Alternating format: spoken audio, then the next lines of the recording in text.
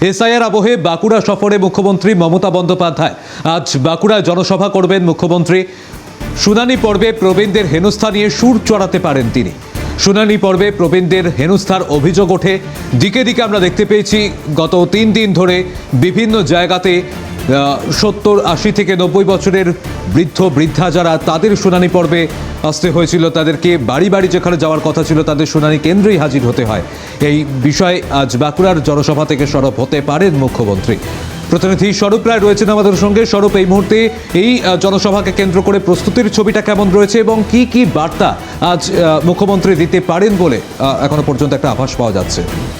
দেখো, একদিকে যখন এসআইআর আবহ চলছে, প্রথম পর্যায়ে যখন শুনানি চলছে, ঠিক তখন কিন্তু মুখ্যমন্ত্রী মমতা বন্দ্যোপাধ্যায় বাঁকুড়ার যে বড়জোড়ায় যে সভা রয়েছে, সেখানে কিন্তু একদিকে যে বৌদ্ধ সম্প্রদায় রয়েছে, কারণ হচ্ছে এই বড়জোড়া দুর্গাপুর এই সোনামুখী এই বেল্টে কিন্তু যে বৌদ্ধ সম্প্রদায় রয়েছে তাদের হয়েও কিন্তু একটা বার্তা দিতে পারে। এবং আগামী দিনে যে বছর ঘুরলেই যে নির্বাচন রয়েছে, নির্বাচনের আগে কিভাবে তাদের পথ চলা শুরু করবে, কিভাবে তাদের কি করবে, সেই সব কিছু কিন্তু কর্মীদের উদ্দেশ্যে তিনি কিন্তু বক্তব্য রাখবেন।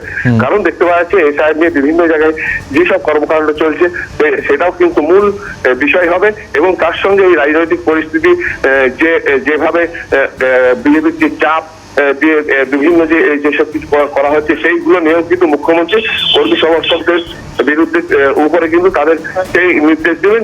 সেটাকেই তাকিয়ে রয়েছে কিন্তু অসমের বাঁকুড়া জেলার যে তৃণমূলের যারা কর্মী সমর্থক আছে তারা কিন্তু সেখানে তাকিয়ে রয়েছে। ইতিমধ্যেই কিন্তু সবাই ধীরে ধীরে কিন্তু কর্মী সমর্থকরা আসতে শুরু করছে। সেখানে কিন্তু পুরো পুলিশ প্রশাসনে কিন্তু নিরাপত্তায় কিন্তু ঘিরে ফেলা হয়েছে সভাস্থল, এবং সেখানে বেলা 1টার সময় কিন্তু উপস্থিত হবে, এমনটাই কিন্তু জানতে পারা যাচ্ছে। সৌম্যজিৎ, ঠিক কখন থেকে জনসভা শুরু হতে পারে স্বরূপ?